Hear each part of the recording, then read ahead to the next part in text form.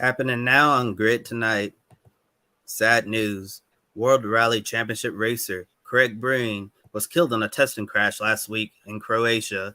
We're doing a special tribute to honor him tonight and show the response from the motorsport community. The new LMGT3 class, which is set to debut in 2024, could have each manufacturer limited to a max of 2 cars. Is the ACO making the right decision to make hypercar the main priority? Confusion between Juncos Hollinger Racing teammates in Long Beach led to Callum receiving death threats from supporters of Agustin Canapino. Why did IndyCar feel the need to put out a statement denouncing these violent comments? And are the angry fans overreacting to this incident?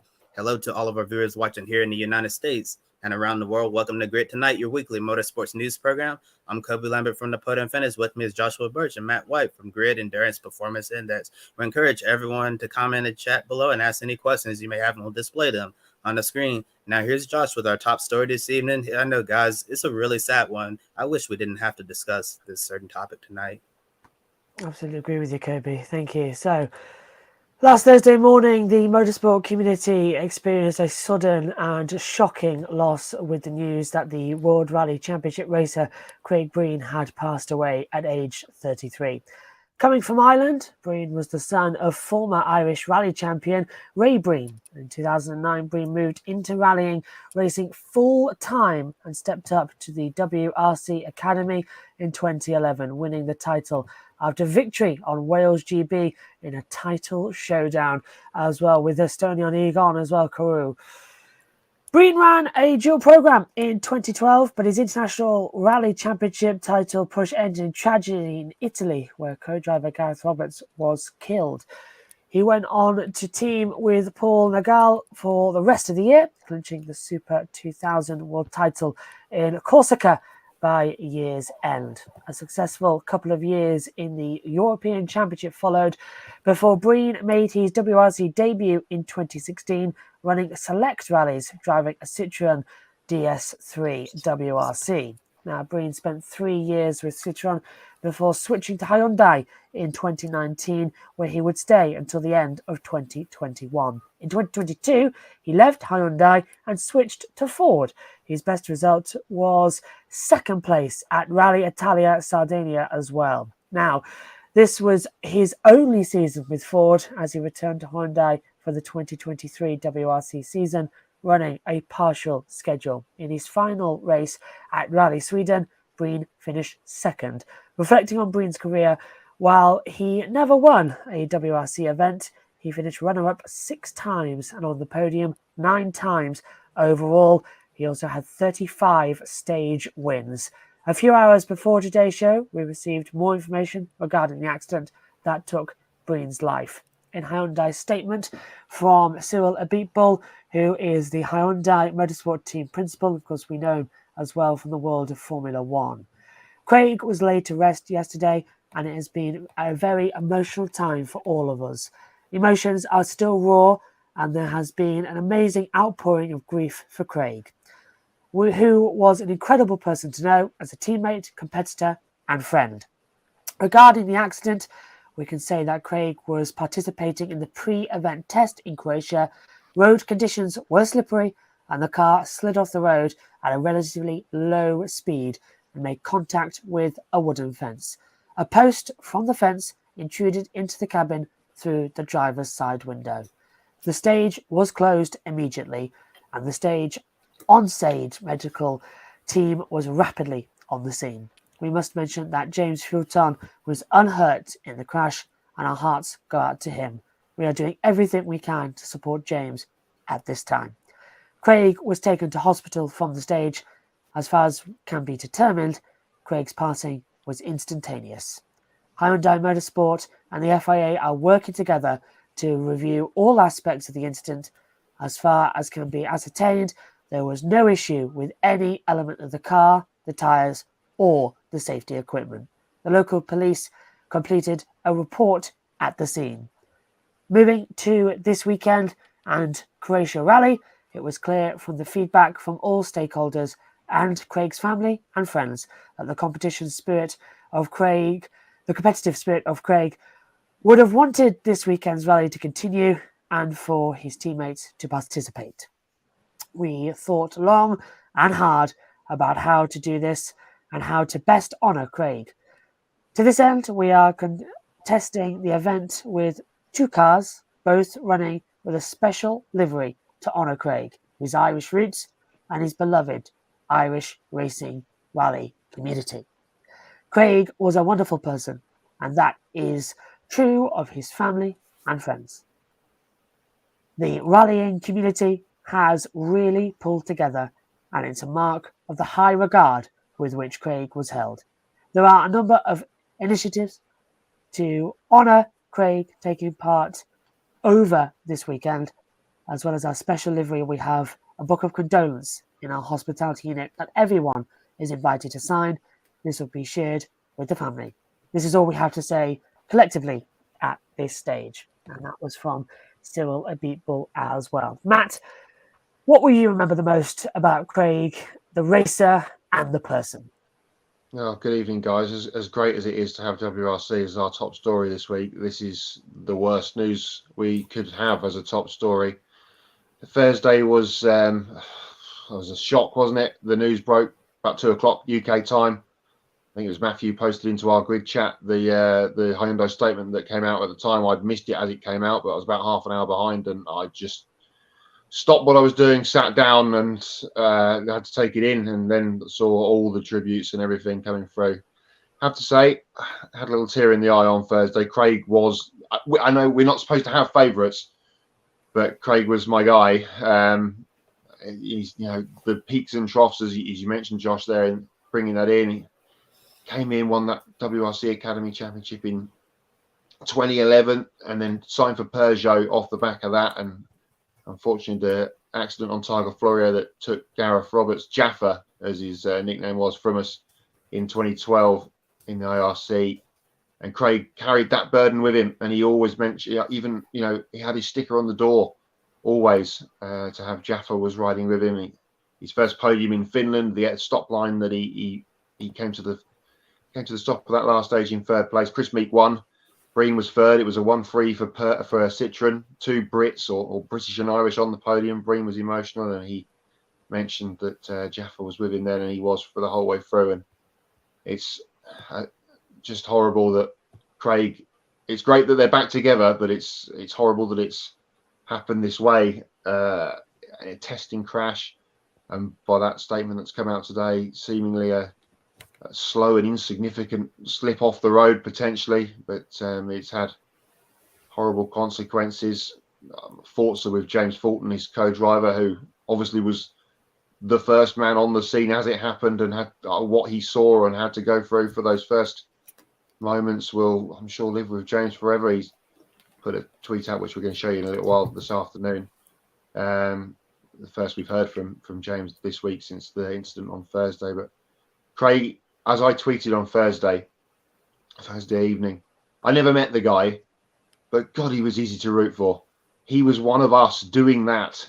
He was just the biggest fanboy, and his knowledge of the sport was immense, absolutely incredible. And his drive in Sweden in February to 2nd, he should have won that rally. He had a puncture on Saturday, which cost him some time, and then he ended up having to team order his way into 2nd place to help Thierry Neuville out. Hyundai messed that up on the power station, and Breen finished 2nd in the end. But that was an incredible drive, and he was on that trajectory towards his first rally win. It was going to come this season at some point, maybe even this weekend, because he's probably his preferred surface was tarmac, and it's just horrible. That's 2 of the big personalities in rallying now we've lost this year, with Ken Block passing in his snowmobiling accident in the winter, and now Craig. To some degree, there is no footage of it, it seems, of the actual incident. Thinking today about it, Dale Earnhardt, Ayrton Senna, Dan Weldon, Jules Bianchi, the big ones of the most, last couple of years or couple of decades or so. It was live on worldwide television. Thankfully, Craig's passing, hopefully for him, was painless and swift, and none of us thankfully got to see to see it, apart from James, of course, and our thoughts are with him and the whole of the Hyundai team. That going into this Croatia Rally weekend, we'll pick a winner later for the weekend's event, the fourth round of the season. It's going to be a very, very emotional weekend for everybody concerned. Joe Samego as well in the chat saying Rally Sweden and seeing how good he was that weekend. So hard and sad looking back at his interviews from that weekend and knowing what happened. I completely agree with you there as well. And it always gets me as well that you mentioned Jules Bianchi as well. And that was the last race I commentated on where there was a fatality. I know Antonio Hubert passed in 2019, but I wasn't commentating on that race. I was watching it. And I distinctly remember the image during the red flag period of Jules bent down, cleaning his helmet just outside the Russia garage before getting back into his car. And I was talking about him there and as well, saying about how much in the past we've seen him in these conditions, a fantastic racer, an upcoming talent as well, tipped for Ferrari in the next few years. And later on in the afternoon, he crashed off as well. And we all know what happened there. And I do agree with you, Matt, as well. It's to some degree good that the passing wasn't live in front of the entire world to see. We've all in the motorsport community know exactly how hard that can be to witness as well. And especially as the footage of that with some people who claim to be fans of motorsport who really aren't, that those clips go viral. And I'm certainly glad that hasn't happened in this case. Now, a week has passed as well since his passing, and WRC is getting ready for Rally Croatia while the emotions are still raw. It'll surely be tough for everyone involved in the series to solely focus on racing this weekend, as the show must go on, and it continues to go on, as we heard. Now, this is a difficult time, and as we said earlier, statements have come through. This is the response from the WRC community, the World Rally Championships themselves pointing out the WRC family is shocked and saddened to learn of Craig Breen's passing.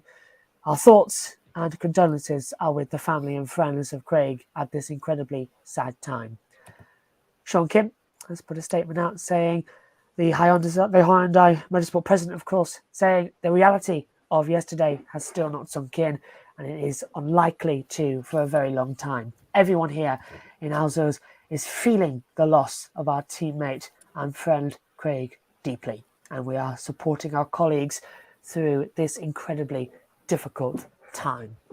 To say he was a much valued and well-regarded member of our team only touches the surface. Craig had a passion for rallying that ran deep. He was more than just a driver. He was a true lover of the sport. Craig wore his heart on his sleeve, something that enamoured him to so many people. He had a way with words that was completely unique. His end-of-stage quotes were always a highlight. Ford also released a statement. All of us in the Ford and M Sport Limited family are greatly saddened to hear of the tragic passing of our friend and colleague, Craig Breen. Craig was part of the Ford family for many years, most recently as a driver on the WRC Puma. He was embedded in the world of rally at every level of the sport we all love, and we send our heartfelt condolences to all his friends and family. Citroën statement now as well. We have lost a member of the Citroën racing family. Rest in peace, Craig Breen. Our deepest condolences go out to his family, friends, fans, and of course the HMSG team as well. Toyota also releasing a statement. As a mark of solidarity, teams have agreed that only 2 crews will be nominated as eligible for manufacturers' points on this rally. Our nominated crews will be the 17 and 69, with 33 and 18 eligible for drivers' points as usual. Just a first bit there, the mark of solidarity, as we said earlier. As we heard from Silver People, only 2 cars will participate from Hyundai this weekend as well. And here's what a few of Craig's fellow friends and competitors had to say, starting with James Fulton as well. His tweet, of course, this is Craig Breen's co-driver who survived the accident, simply just saying, "It was a pleasure, my friend," with the love heart. Kala Ropava His tweet now. Rest in peace, Craig. My thoughts are tonight with your friends and family. Again, with the love heart. Sebastian Ogier says, I'm lost for words. Everyone loved Craig for his great Irish character and his enthusiasm for our sport. My thoughts are with his friends and family in this very sad time. Rest in peace, Craig. We will miss you.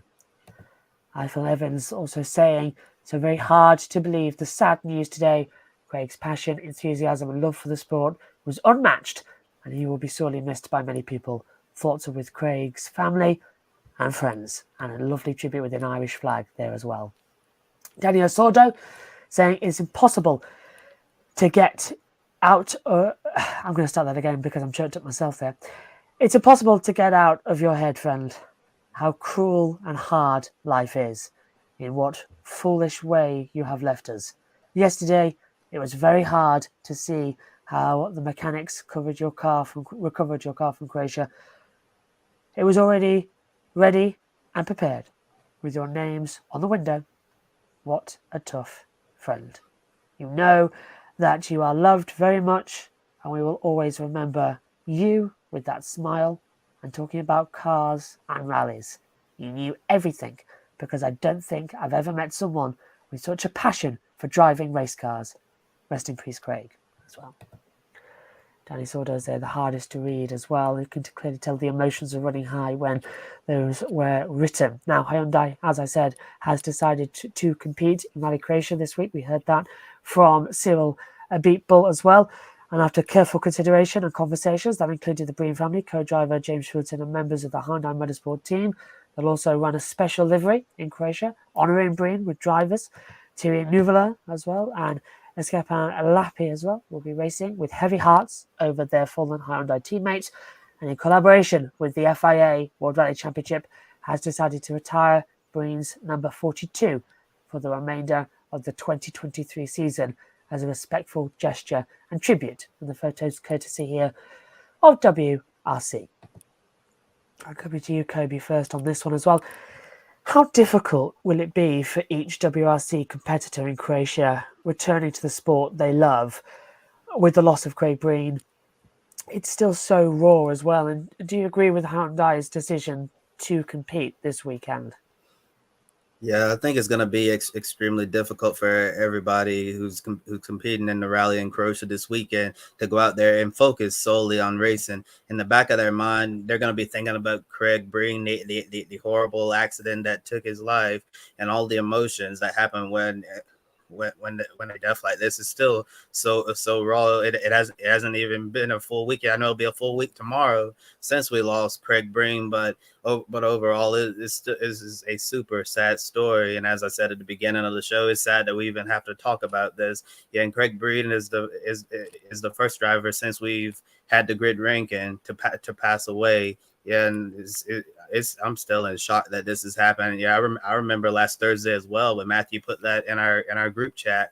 I could not believe it at all. This was the last thing that I'd expect to see happen, and I'm sure there's gonna be a lot of emotions running high in the Croatian rally, and I'm sure if the Hyundai team goes out there and wins the Croatian rally, there's gonna be a lot of tears been shed, tears of joy, lots of emotion. I'm sure they're going to go out there and say, we're going to win it for Craig. And I totally agree with the manufacturer's decision to compete this weekend. If Craig Breen's family, friends, co-driver who was right there with him when the accident happened, if all of them said to go compete, they're going to do it. And I have a feeling this is exactly what Craig Breen would have wanted. He wouldn't want them to cancel this rally and mourn over them. He'd want them to continue on with life because as hard as it is, life moves on. And I'm sure the rally taking place this weekend, his teammates continuing to race, I'm sure this is exactly what Craig Breen would have wanted to see. Yeah, it's the car looks fantastic. They've got Craig's car in the service park in the tent ready to go, as if it was ready to go, with that book of condolences, as you said, Josh, in the service park. It's going to be an emotional weekend. Starts on Friday, no Thursday stages for Rally Croatia this weekend, so that's a kick-off on Friday morning. got a funny feeling that a fair few people will be tuning into WRC live over the weekend. That quote as from a couple of years ago, that don't forget to enjoy, you have to have fun, from Craig, said while broadside on ice in a Fiesta on an icy lake. It just typifies the man. And he's going to be sadly missed. It's going to be a tremendously emotional weekend for Hyundai, for the rally community. And if Thierry Neuville probably can come through and take victory in that Irish tricolor coloured car on Sunday afternoon, it's going to be a wonderful memory for everybody to take away. And yeah, as you say, Kobe, Craig would not have wanted anyone to stop. He would have wanted to keep going. And it's just an awful time. And let's hope some of the tributes from journalists and WRC themselves and the Welsh TV station, the Rally Plus program, they put their own one out today, which I retweeted not so long ago. If you're watching this live on my Twitter at Matt White Racing, is just phenomenal. And some of the imagery and the moments we've had with Craig over the year will live on forever. And we just hope that there'd be many more, and to see hopefully him celebrating with a trophy in his hand as a winner is something that we're never going to see. Ed there, really nice tribute to Hyundai, by Hyundai, sorry. Very short notice too. Life really is too short. Absolutely right, my friend. It's going to be a very emotional weekend in Croatia, that is for sure. Rest in peace, Craig Breen. Craig Breen then, who died and left us as well, aged just 33. With his memory intact, we will keep his spirit on for the rest of the show and do what he loved best, talk about motorsport. And we'll get on with our second story of the evening, with Goodyear becoming the exclusive tyre supplier of next year's LMGT3 classes in the FIA World Endurance Championship and European Le Mans Series. A media session at the 6 Hours of Portimão suggested there could be a limit of how many cars each manufacturer will be able to enter in WEC. Now, Frederick Lequin, the CEO of Le Mans Endurance Management, told several media outlets that each manufacturer wanting to enter the new category replacing LMGTE AM could be limited to a maximum of 2 cars per manufacturer. Now, with the championship expecting more manufacturers to enter the hyperclass as well, those entries will hold more weight and get first priority over any LMGT3s. Now, 14 cars are entered for the full LMGT AM season this year, with representation from Corvette, Porsche, Ferrari and Aston Martin. If the ACO decides to implement a 2-car limit per manufacturer, some of the current teams will surely have to start building a relationship with a new manufacturer if they wish to remain in WEC. Photo courtesy there of Porsche Motorsport. Kobe and Matt, do you think a 2-car limit per manufacturer could backfire or be a good thing by encouraging a more diverse group of manufacturers? Well, this is certainly a really interesting story to say the least, and I do understand them wanting to make hypercar the main priority moving forward, because when they came up with this new set of universal prototype regulations with LMH and the LMDH platform, they wanted it to be the next golden age of sports car racing, and they're anticipating having a lot of entries next season and years to come. Like next season could have more than 15 hypercars potentially, and maybe in the future pushing to 20 or who knows how high this is going to go. I know the World Endurance Championship has only has a specific number of cars that they can have on the grid full season due to the size and all of that.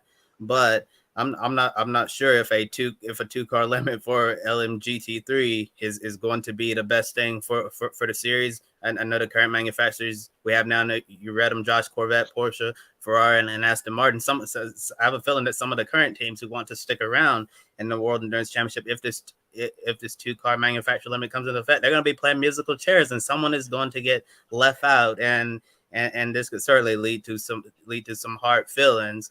And I guess it could work out if they want to get a diverse group of manufacturers, but it's going to depend on how many hypercars that are going to be coming along. I'm not sure if we're going to get to a level where it's going to be hypercars and nothing else. Although I admit that would be really cool to see 36 hypercars running full time, but to be bringing GT3 cars into ACO rules, and then to put a limit on this, like we're not even going to get to see that many potentially in the future. I'm not so sure if that's a good idea. And like I always say, we'll just have to wait and see. Yeah, we are, and GT3 kind of comes and goes in waves with manufacturers. So, like we had a spell where everybody wanted to be in an Audi, and then there'd be spells of Porsche dominance, and Nissan was in there a few years ago with the GTR, and BMW, and it kind of goes like that. And they're all customer teams picking the best vehicle, best weapon, I suppose you would call it, to go and do the job, sharpest knife in the drawer. I don't know. Two-car teams, you kind of think of the list you reeled off there of the manufacturers that are in now, but I know, okay, it's a slightly different formula, but you look at IMSA, we've got Lamborghini in IMSA and BMW that aren't in WEC, and they've got GT3 cars that they might want to pull in and run in WEC as well next season. It's going to be interesting to see what they do. There's also some rumblings about them only having up in hypercar, the customer teams only being, like one Porsche and one Ferrari customer car available to customer teams. So it's kind of narrowing the wedge, I suppose, to who can have the cars and run them. But the second part of the story we'll come to, that's also key to what happens with GT3 cars coming in and hypercar as well. So, it'd be great to see a fleet of 5 or 6 Porsches and 4 Astons and, a handful of Audis and things at Le Mans and at Fuji and wherever else next year.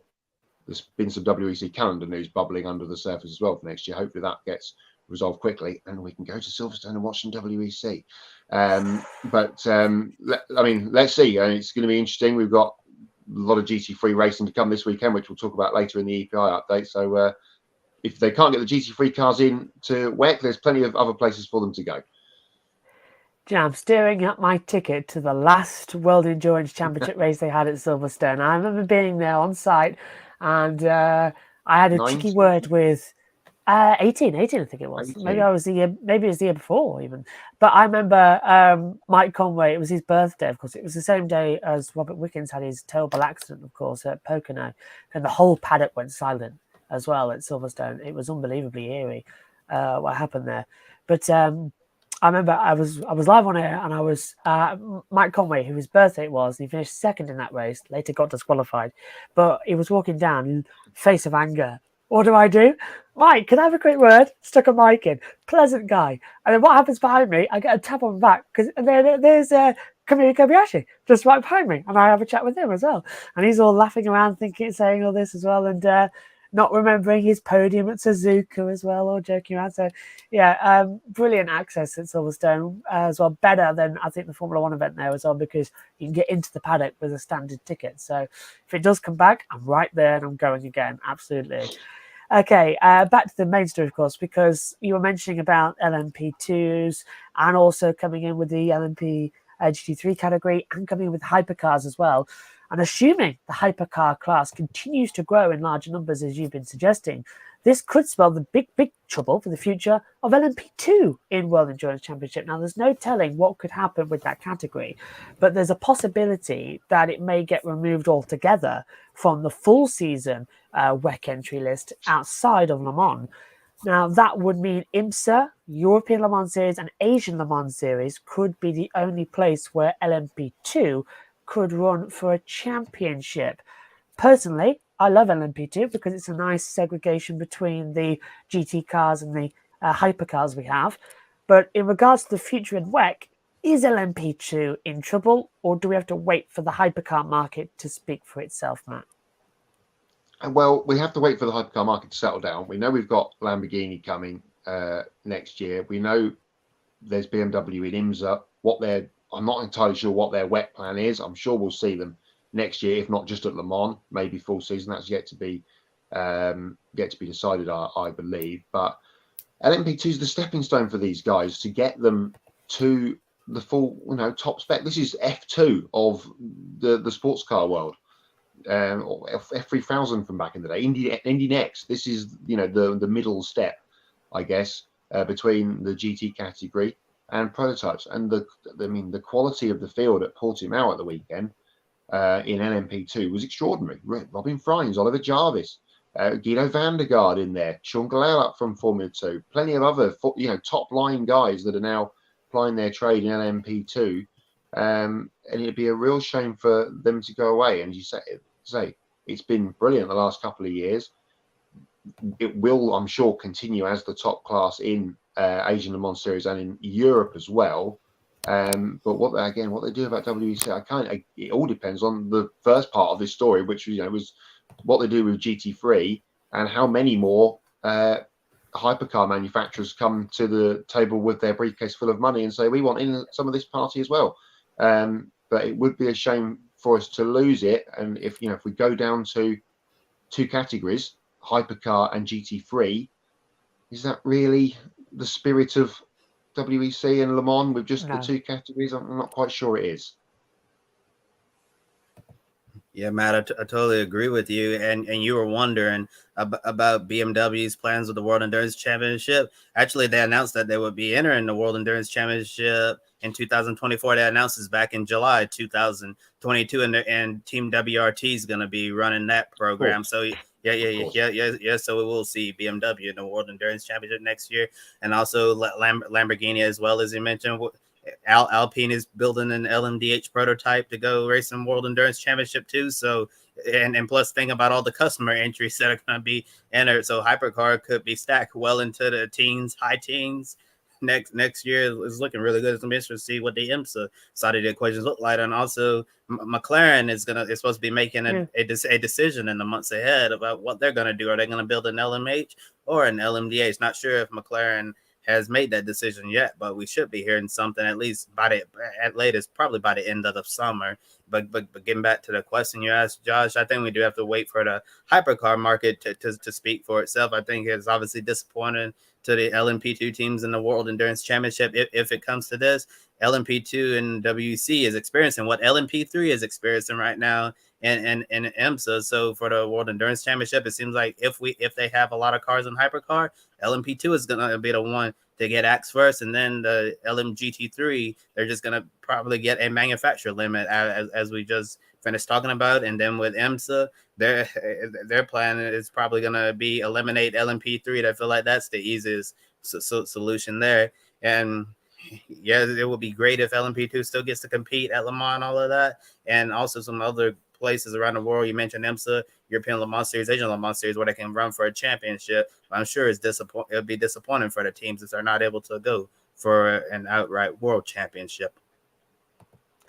I mean, my personal take on all this as well is the fact is that we had at one point hypercar, LMP1, LMP2, GTE AM, and then GTE Pro. And that was a lot to catch up on. And then they got rid of LMP1. I would have personally have kept the hypercar, kept LMP1, but allowed the LMP2 field to move over to LMP1 because that technology is now just as old as what we race in LMP2. So to me, it made sense just to sort of move them up a bit, just to get a bit more competitive, because we saw last year at Le Mans that there was no chance that we saw, I think at the 2019 edition of Le Mans, that we nearly had the LMP1s and the hypercars, the two at the front. They failed, and we had LMP2 leading the race, generally out front. We're not going to have that anymore if we don't progress the field up a bit more. I'm not interested in looking at hypercars than a GT3 field, because how far do we get until those championships get segregated and we're left with just a hypercar World Endurance Championship, and then we get the GT3 World Endurance Championship? The whole spirit of Le Mans is we have the GT cars. They were there first. They're the oldest category we've got there. They sort of evolved into the faster race cars with LMPs coming in. And it got faster and faster and faster with prototypes coming up. That's why we've got the LMPs, Le Mans prototype. That then segregated into LMP1 and LMP2. Then we had LMP3 dancing around in the background. Now it's evolved into hypercar, along then with the LMP2 category. So there's a vital step missing between the two. So if we do get rid of LMP2, replace it with LMP1, then I think it just makes sense to me that we've got faster cars on the track. It's the logical decision, because last year's Le Mans, I'm sure everyone would agree, great racing in LMP2, great racing GTE, hypercar got boring because the Bicolis team retired early on and Van Wall didn't turn up last year. So it's very, very messy. Anyway, who's ready for the craziness of Talladega on Saturday and Sunday? Oh, I'm ready. I'm ready as well. I'm very much ready. I've got an eSport event on Saturday, but Sunday I'm looking forward to it. In fact, I was just thinking the other day, trying to get some time. When am I going to watch Talladega Nights? Just to sort of get in the mood for it as well. And great film, that one. Even if you don't like it, it's just a fun motorsport film. Now, moving on to our third story as well, and certainly is a hot topic for debate this evening. Finally, something that we were all confused about in the commentary box on Sunday. Finally, an answer here. Now, following an incident that happened during a chaotic restart in the Acura Grand Prix of Long Beach, Juncos Hollinger Racing driver Callum Ilott received lots of hateful messages from fans on social media. Now, in last Sunday's IndyCar race, JHR put Ilott's teammate of Agustin Canapino as well on an alternate strategy by keeping him on track while everyone pitted under caution. Now, Canapino inherited the lead of the race ahead of drivers who were faster than him. And as Canapino was getting towards the end of Shoreline Drive, Ilott exited the pits after suffering a right front puncture, creating a messy situation for Canapino and the other front runners. This stacked everyone up. Canapino got loose, hit the wall, and suffered suspension damage. Now, this was a crazy thing that happened in the commentary box, and we were all left twiddling our thumbs a little bit as to what was happening. Blaming Ilott for ruining their countryman's race, Canapino's fans from Argentina sent angry, hateful messages directed at Ilott, which included death threats, and the photo taken there as well by Joe Skabinski from Penske Entertainment. This led to a very unusual tweet, certainly caught us all by surprise on Monday morning, from IndyCar. Their statement saying, over the last 24 hours, some of our drivers have been the target of disrespectful and inappropriate online abuse. There is no place for this behaviour in our sport. While fierce competition and rivalry will always be a mainstay of IndyCar racing, it is important to showcase and celebrate these attributes with ultimate respect and concern for the well-being of our competitors. IndyCar is a community that should always strive to build upwards with support and appreciation for one another.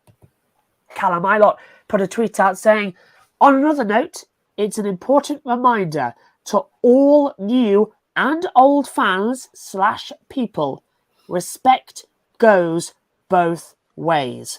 Although I have thick skin and am used to this behaviour occasionally, one day it will go too far and to someone who can't deal with it as well as others.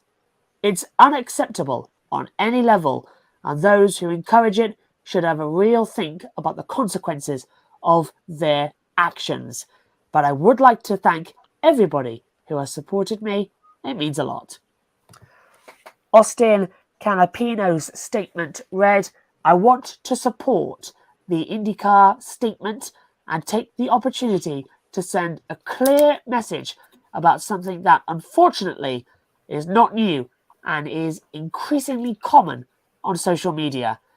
Beyond passions, anger, rivalries, etc., nothing allows us to transmit hate and disrespect other people. Not only during a competition, but also in life in general. It is the only and best way to be better as a society, whether we are, whatever we do.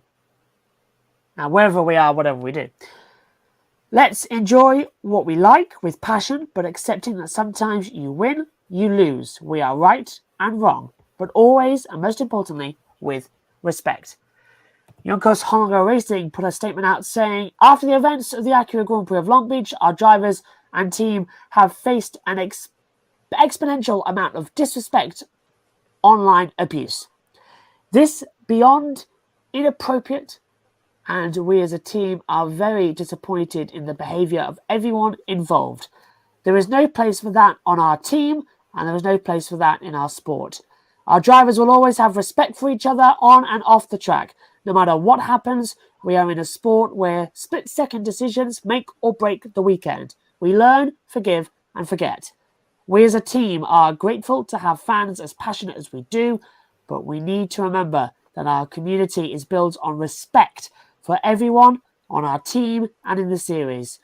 We will see you all in Barber.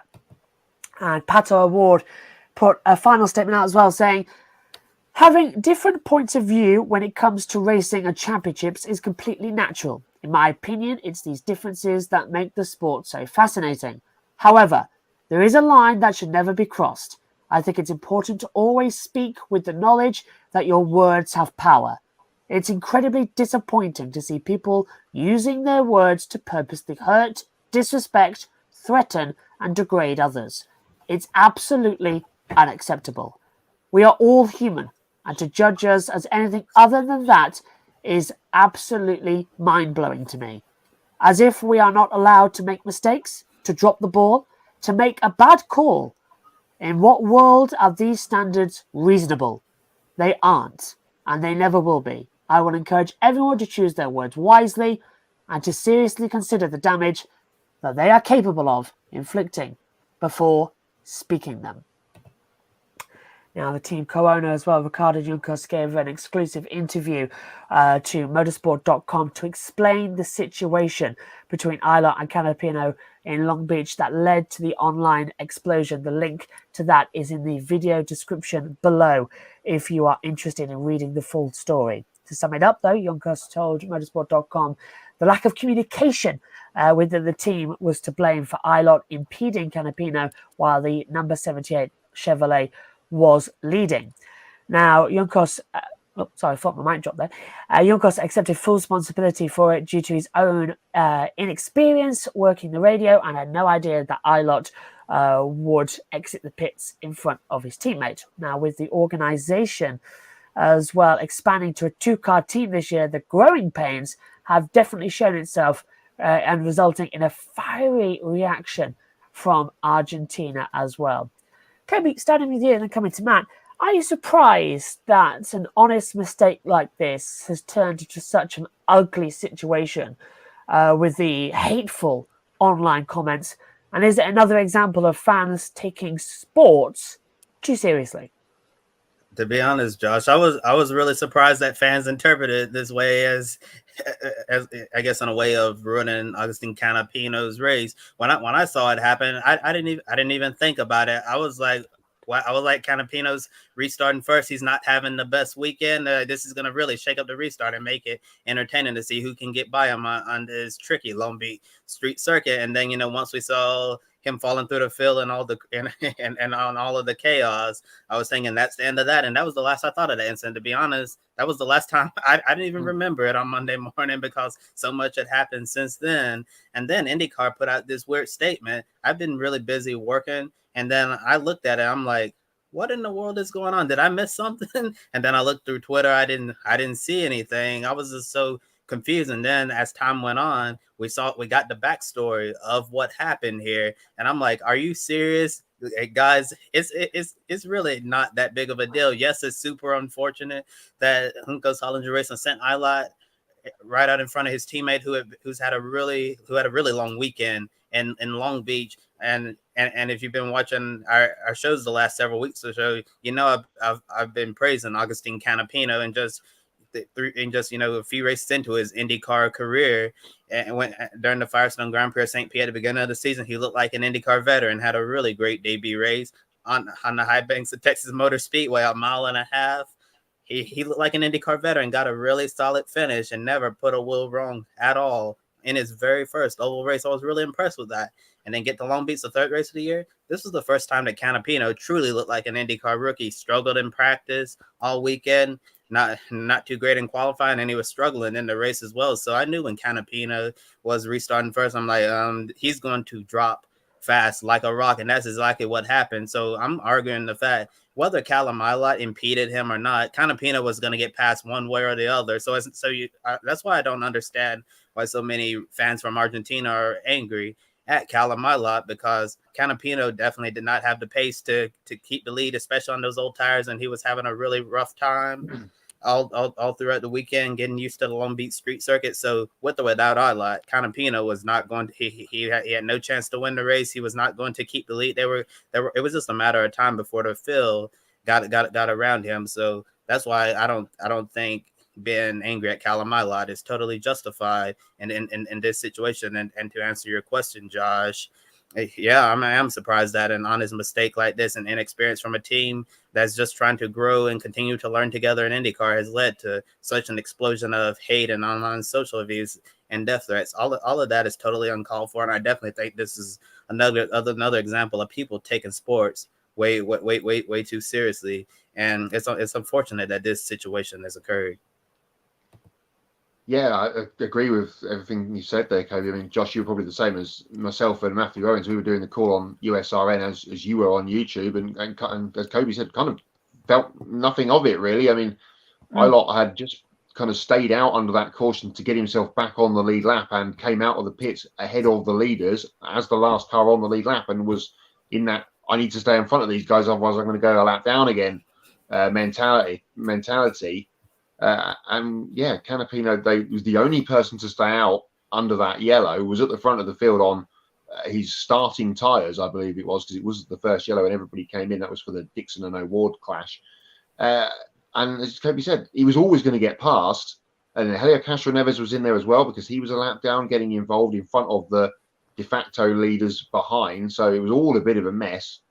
And as seemingly become all a bit of a mess on social media. So yeah, real odd turn of events. Callum did absolutely nothing wrong. He was running his own race after brushing the wall and damaging the wheel not so long before. So I remember a couple of years ago when Juncos were the darlings of IndyCar after they knocked Fernando Alonso out of the Indy 500 qualifying. Seems like a long time ago now, doesn't it? But hopefully this can be swept under the rug and we can get to Barber in next weekend for the next IndyCar race, and this can all be forgotten about as a little quibble in the story of the season. But very unfortunate. It's the way of social media. We've reported about a similar kind of thread of abuse and things over the last couple of years here on the network. So just another one to add to the check mark, I guess, unfortunately. Indeed, I can hear my mother laughing like a hyena downstairs. So what's she's watching? I don't know. I thought if you could hear it on the mic, it's a time mic, but it's omnidirectional, so you get things coming from all sides. So apologies if you can hear that. Yeah, I was too, Matt, confused as well. We were doing the call on the YouTube channel, and the driver tracker hadn't updated, and the timing screen was showing everyone in different positions, and we couldn't work out why Helio Castro-Neves was so far out the field, because they didn't organise the field correctly like they usually do. So we had drivers out of position as well, and it was a very confusing restart. And yeah, we thought nothing more of it afterwards, because we had O'Ward spinning into the wall a bit later on the lap as well. So that was his karma, but it was a very strange race.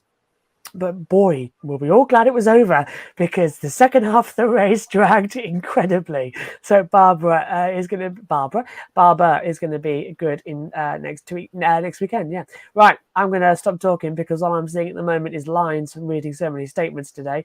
And to help us out with that, it's Matt White with the latest from the Grid EPI update.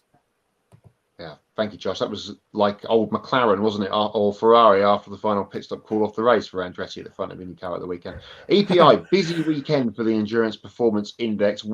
Officially week 2 of scoring. We're now 24 races through the championship of 147 and counting. It's going to be a long year. It all culminates at the beginning of December with the Golf 12 hours. But we had 4 races at the weekend. NLS 3 was happening on Saturday afternoon at the Nürburgring. A third win for BMW, a third different BMW team getting the win. Dan Harper, Max Hess, and Neil Verhagen, the winners there. quick note from that race: a first victory for Ferrari with the new 286 in the Pro-Am category. Its first international race victory for the new Ferrari GT3, but BMW the winners overall. Saturday evening, a very entertaining IMSA race at Long Beach was won by Nick Tandy and Matt Jaminet for Porsche. So a first win for that car and a first for it in the IMSA Championship as well. They were close a couple of weeks ago at Sebring before the pinball that happened at the end, but they've come through at Long Beach to take victory. In GTD, there was a win for the Brit Pack at Lexus, Jack Hawksworth and Ben Barnicoat getting the win in the Pro category. And for, I think, the fourth year in a row from memory, Brian Sellers and Madison Snow winning for BMW in GTD. Two races on Sunday. First of them under rain and red flags for Super GT at Okayama. One in GT500 by Ronnie Quintarelli and Tsugi Matsuda for Nissan. Sian Coyote and Takahashi Kobayashi were the winners in the GT300 class, which is basically GT3. In their next race actually is on in a couple of weeks' time on a Thursday, because it's the Japanese holiday and they always race on the holiday day. It's a Thursday race, so that's going to be an interesting one to update with EPI happening. That's at Fuji in a couple of weeks' time.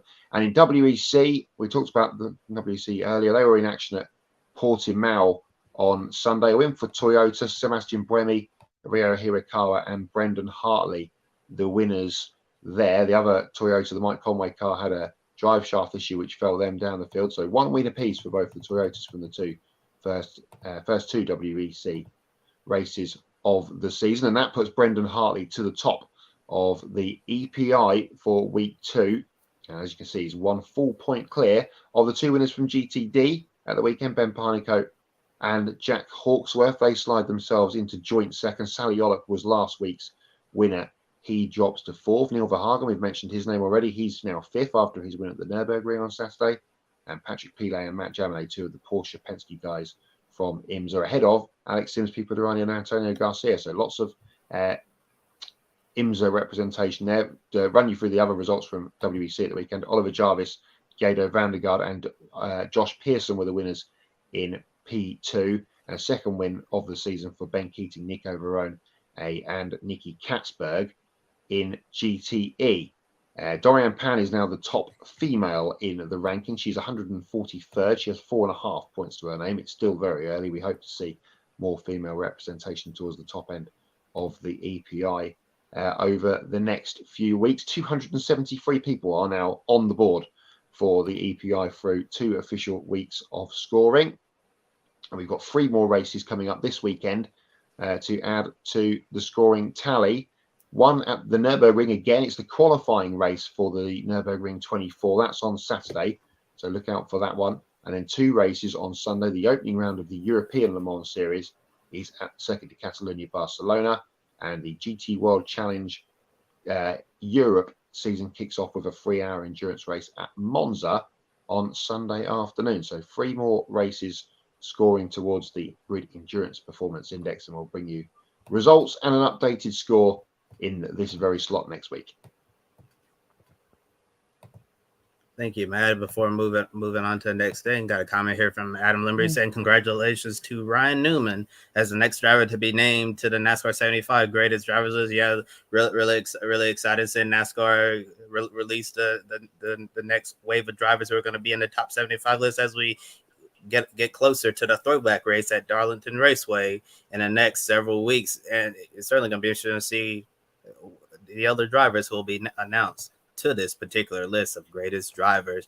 And speaking of NASCAR, I have a few NASCAR stories to discuss with you now, starting with Callum Racing, who went to the final appeals officer to get one final chance at getting its L2 level penalty for a modified louver overturned. In the end, the penalty was amended, giving back all championship and driver's points that were taken away from the number 31 Chevrolet of Justin Haley. However, the $100,000 fine and 4-race suspension for crew chief Trent Owens remains in effect.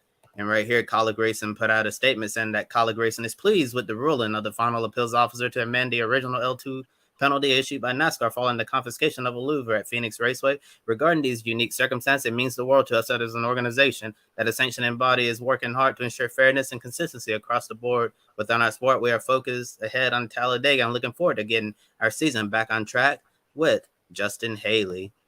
And right here, this is NASCAR's response to the penalty being amended. It says NASCAR believes that Collie Racing committed the violations documented in the penalty notice, that the penalties were appropriate, and that the 3-person appeals panel ruled correctly when hearing the Collie appeal on April 5th. However, in the interest of treating all competitors fairly, NASCAR today requested that the final appeals officer remove the race and playoff points from the penalty. The Collie and Hendrick Motorsports violations involved the same modified part found during the same race weekend, the modified louver at Phoenix Raceway. And with fairness and consistency top of mind, NASCAR requested that the FAO match the final Hendrick Motorsports penalty.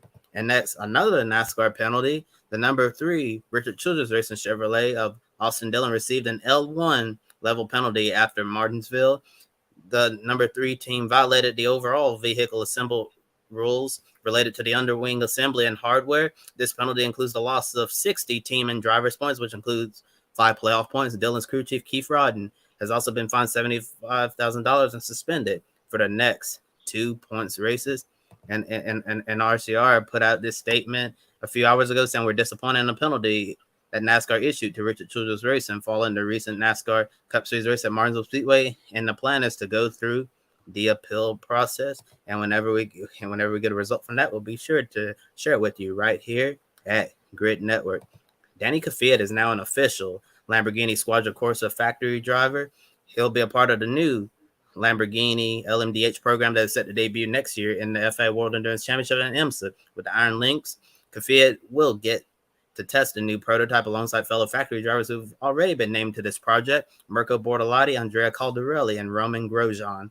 At the moment, Kvyat is currently running full-time in the WC LMP2 class for Prima Racing, co-driving with Bortolotti and Dorian Penn, photo courtesy of Lamborghini. And with that said, I'm going to throw it over to Matt for everyone's favorite game, Pick a Winner. Yes, a couple of pick a winners. It's a busy weekend of pick a winner again this weekend. And as you can see from the table, myself and Kobe have reeled Ed in over the last couple of weeks, and we now have a three-way tie at the top of the pick a winner standing. We're going to do a couple here tonight on the show. We mentioned it earlier, WRC in action with round 4 of the season in Corsica. And we've got a double header for Formula E at Tempelhof Airport in Berlin over the weekend. So we're going to do WRC and Formula E now. I am going to go. I tweeted my picks already. I wish I hadn't now, because I do want to change them, but I'm going to stick with them. I want Thierry Neuville to win WRC at the weekend, but I'm going to stick with Thierry Neuville, and I'm pretty certain I said Jake Dennis was going to win the first race of the Formula E weekend. At Berlin, what say you guys? What's your picks for the weekend? I'll stick with Sebastian Ogier to be rally champion at Croatia. And I'm actually going to go opposite to you for Formula E Race 1. Pascal Wehrlein as well, a driver who does like the Berlin track, and that Porsche powertrain, remember, still quite dominant. So I'm going to go with Pascal Wehrlein to at least win race number 1. And remember, they don't rotate the track anymore here at Berlin. So we're on the same layout for 2 days. So it's equal opportunity. Perfect. And for me, I think sometimes in motorsports, things happen for a reason, and sometimes you see these feel good stories emerge. So I'm gonna go with Thierry Neuville to win for the Hyundai team, and I think if that happens, that would be such a beautiful sight to see, and watch them dedicate a potential victory to the late Craig Breen. I think that would be so wonderful. And as in regards to the Formula E Race 1 in Berlin, give me Antonio Felix da Costa.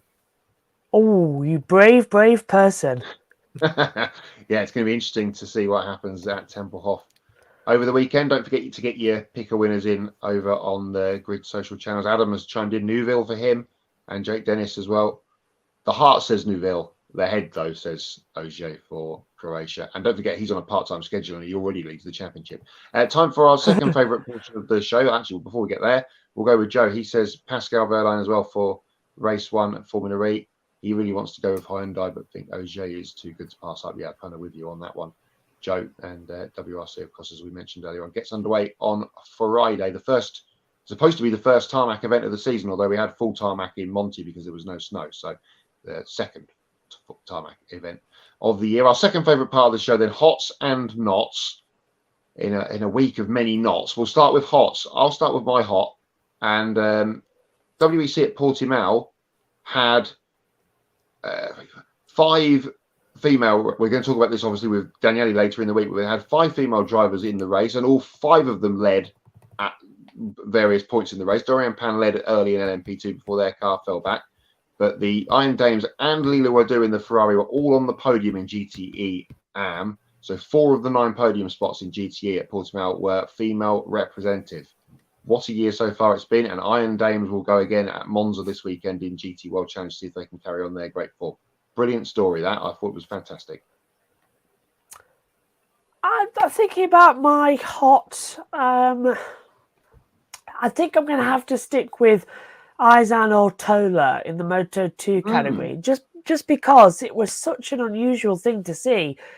Had a moment at turn 2 where there was a nasty bump at the exit of the hill. So you come over the right, at Kota, by the way. So you come over the right, downhill.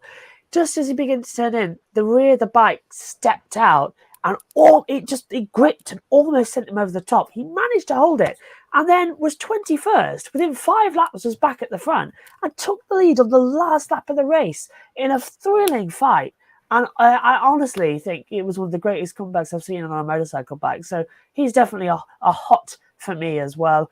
And I can't really think of any more hots from the weekend. It was quite a difficult one to find positives in. I think I'll go with Alex Rins as well as another one from MotoGP, because I was really impressed with him in the sprint race. He was my pick a winner. I said that just as I've got on. Hello, I'm back. Sorry, it's the Wi-Fi with the Virgin Media. They've been in work all day. Yes, Alex Rins is my other hot. Was my pick a winner. Got the race win. Exactly the same situation as 2019, where the reigning champion crashes out. He inherits the win and holds off from a Rossi, because Luca Marini is Valentino Rossi's brother, held off from him in a brilliant twist of fate. So yeah, nicely done there from a former, now reigning King of Kota. And now my hot, I'm gonna give it to Joey Logano from a day that started off not so good and turned into a solid finish. Joey had to start at the rear of the field of the NASCAR Cup Series race at Martinsville, and we saw it was a race where track position was very, very important. And Joey he had a hard time in traffic trying to get towards the front, and then later after running towards the back and struggling for most of the race, caution came out at the right time, got that important track position, was in contention to potentially win, and when it looked like he was going to finish potentially off the lead lap and at a really long day of 400 laps at Martinsville, he ended up taking home a second place finish. And I know drivers typically don't like finishing second, but in this case, if you're Joey Logano on a day where it seemed like everything was going wrong, caution comes out at the right time, it works out in your favor, bring home second place. I call that a good day, a hot day. Yeah, really good around for Joey and a couple of other guys that ended up with a good finish. My knot comes from Martinsville. We're still waiting for them to put the caution flag out for Anthony Alfredo's wheel that fell off. It was on the racetrack for 2 laps. Come on, guys. Seriously, if race control at Bathurst can see a Echidna walking across the road at the cutting, which is a kilometre away, then surely you can see a wheel on the racetrack in turn 4 with the flagman standing there looking straight at it. Really, really poor officiating from NASCAR. Oh, well, we heard that one before.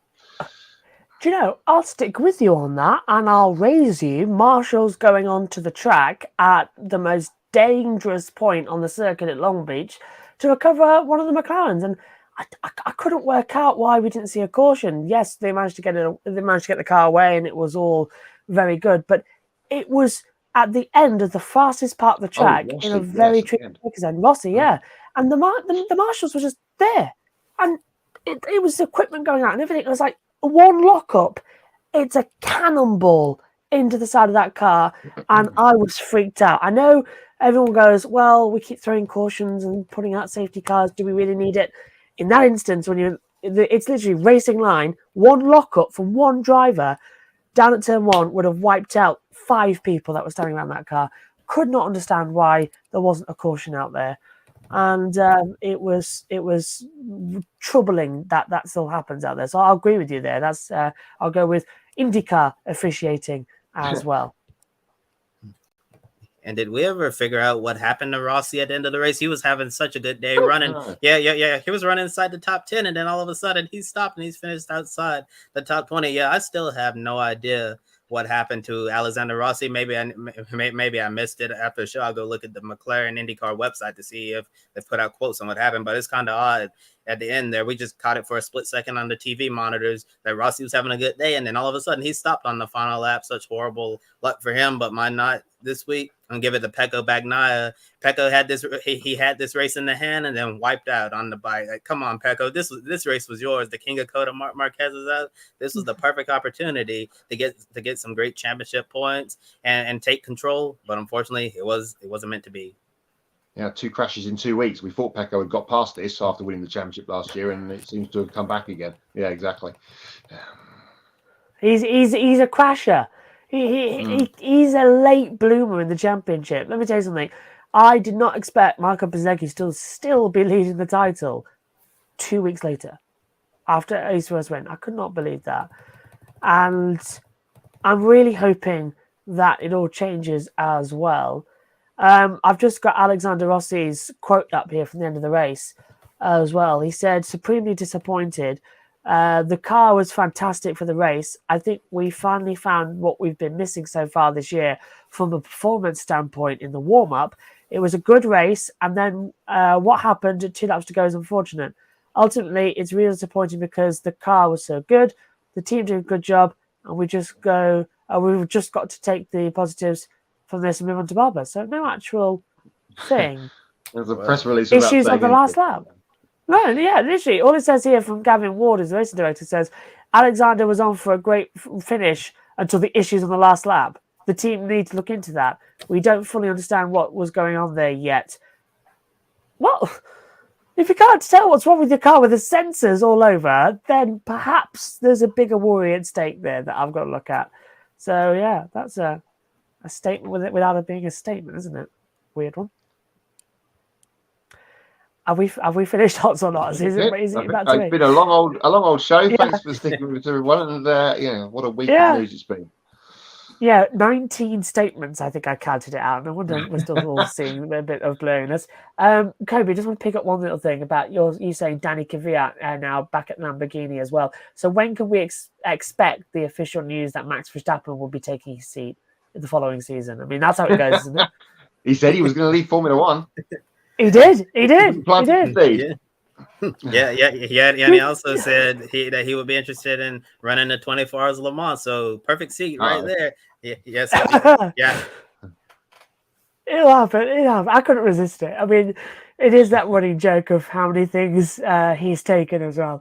Okay, taking a look, though, at our upcoming schedule as well. Friday morning, 9 a.m. Eastern, we have Women in Motorsports as well. Saturday, noon Eastern, Grid Live pre-race as well. And Sunday, Grid Live wrap-up. That's 90 minutes after the NASCAR Cup Series race at Talladega Super Speedway. Everyone's really looking forward to that one as well. Monday, 7 p.m. Eastern, we have Grid Live Encore and a recap of the ARCA Xfinity races at Talladega as well. So please do subscribe to our YouTube channel. Thank you for helping us reaching the milestone of 600 subscribers recently. Now help us reach our new goal of 700 subscribers on the road to 1,000. And don't forget to hit the bell icon to get notifications. And follow all our social media platforms and visit gridranking.com. Take 5 minutes to invest in the Grid Network through Patreon and join Colin, Mark, Michelle, Robin and David in investing each month in the Grid Network. We encourage you to join the amazing group of people who keep us on the air. And once we hit $500 per month, we can start expanding our coverage, adding new members to the team and an increased Grid Network presence on site covering the races from the track, and of course more content. The link for those are in the video description. And if you want to do a one-time donation, click on the Buy Me a Coffee link and get your name on the board and invest as much as you want, and consider buying a specific on-air personality a cup of coffee and they will thank you on the air. Instead of our traditional sign-off as well, we're going to end our show with a moment of silence for Craig Breen as well. Everybody at Grid Network will keep the Breen family, as well his co-driver James Houghton and his friends and family, of course, in our thoughts during this difficult time. And we wish the entire WRC community the best this weekend in Croatia as they continue to mourn the loss of a beloved competitor. He may not be gone. It's emotional. He may be gone, but he'll never be forgotten as well. So may Craig Breen's memory be a blessing as well. For Kobe Lambeth at the podium finish and Matt White from Grid EPI, I'm Joshua Birch. Thank you very much for watching. We'll see you next time. Good night.